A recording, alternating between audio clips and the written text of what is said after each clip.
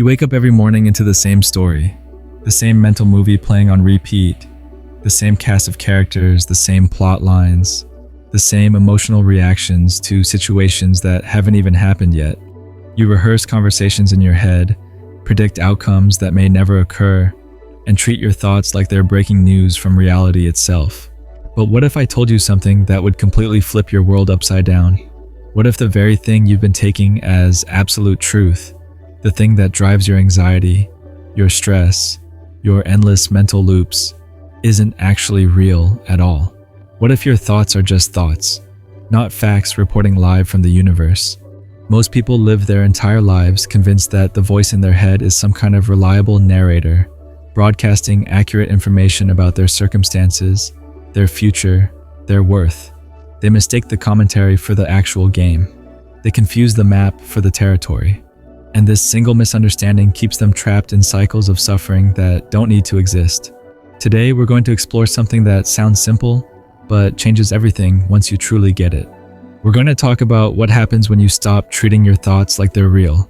Not just intellectually understanding this concept, but actually experiencing the shift that comes when you realize you've been taking seriously something that was never meant to be taken seriously in the first place. This isn't about positive thinking or trying to control your mind. This is about recognizing that you've been in a relationship with something that doesn't actually exist the way you think it does. And when that recognition hits, when you finally see through the illusion, everything shifts. Your relationship to stress changes. Your relationship to fear changes. Your relationship to yourself changes. I've spent years studying this phenomenon, watching how people's lives transform when they make this one crucial distinction. The people who get this, who really understand what I'm about to share, they walk through life differently.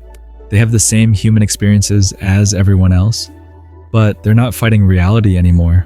They're not at war with their own minds. And here's what nobody tells you about this shift. It's not dramatic. It's not like fireworks going off or some mystical awakening. It's more like finally taking off shoes that were too tight. You didn't even realize how much tension you were carrying until it's gone. Suddenly, you can breathe differently, move differently, exist differently. But let's start with why this matters to you right now, today, in your actual life. Because chances are you're exhausting yourself fighting battles that don't need to be fought. You're solving problems that exist only in the realm of imagination. You're preparing for disasters that live nowhere except in the space between your ears.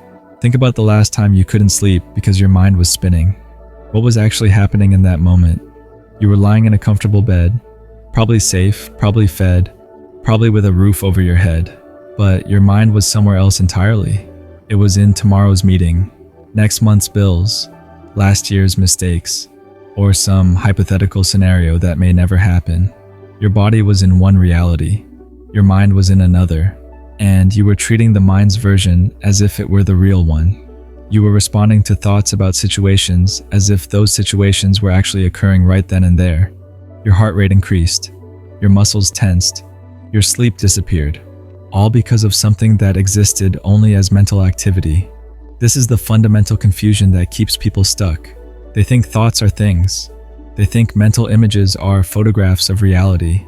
They think the stories their minds tell are documentaries rather than fiction. And this confusion creates a kind of suffering that's completely unnecessary. Now, I'm not saying your challenges aren't real or that your problems don't matter.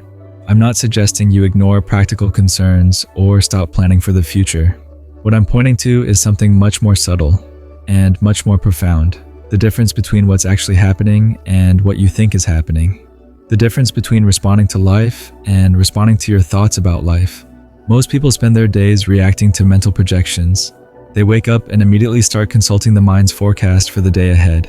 They check in with their internal weather report, see that it's calling for anxiety with a chance of overwhelm, and dress accordingly. They armor up for battles that exist only in imagination. But what if you could see through this process? What if you could recognize when you're responding to thoughts rather than responding to what's actually in front of you? What if you could tell the difference between the menu and the meal, between the description and the experience, between the mental movie and the present moment? This recognition changes everything, because suddenly you're not living your life secondhand anymore. You're not experiencing reality through the filter of mental commentary. You're here, actually here, dealing with what's actually happening, rather than what might happen or should happen or could happen. And here's where it gets interesting. When you stop treating thoughts as reality, they don't go away. Your mind doesn't become empty or peaceful in some permanent way. Thoughts keep thinking, stories keep telling themselves. The mental chatter continues, but your relationship to all of it shifts completely. It's like watching clouds instead of being trapped inside them. The clouds are still there, still moving, still changing shape, but you're not lost in the fog anymore.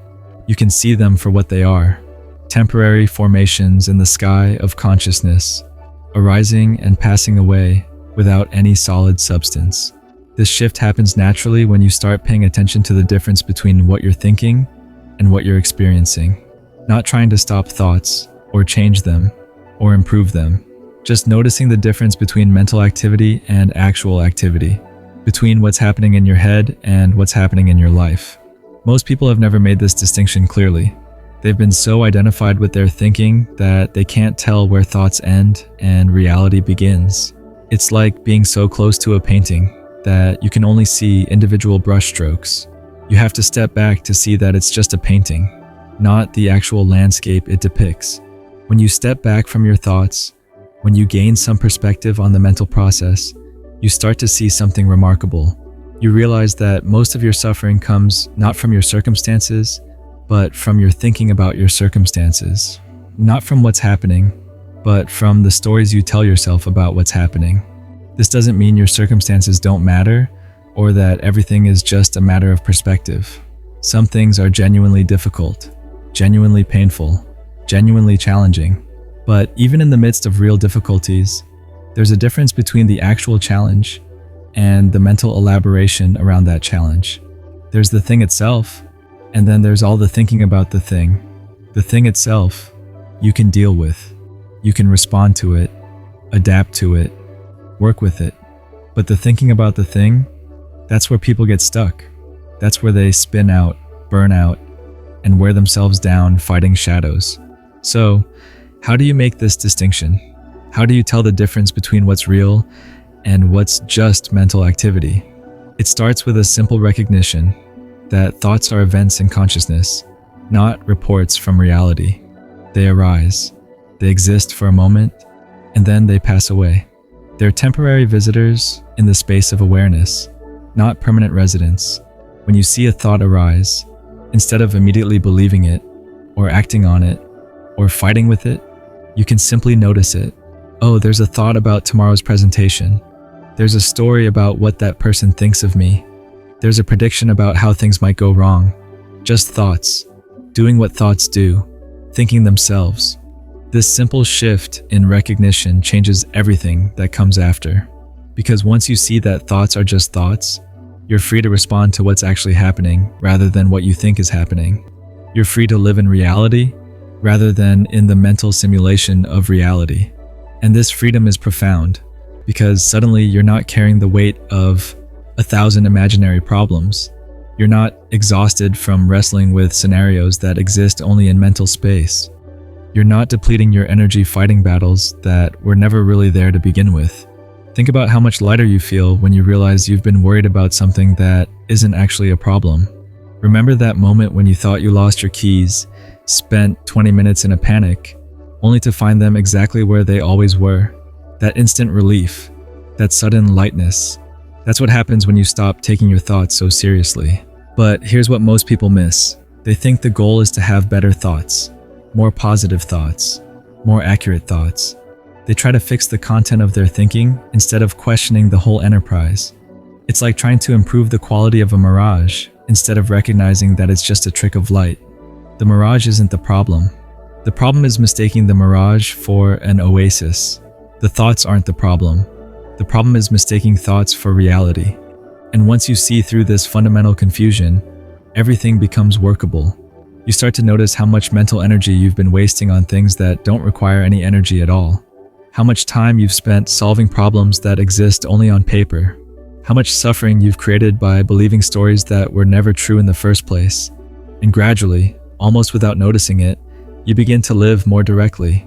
Instead of thinking about living, you actually live. Instead of planning to be present, you find yourself here. Instead of trying to be happy, you discover that happiness was never something you needed to achieve. It was always available, just obscured by all the mental noise. This isn't about becoming passive or disconnected from your life.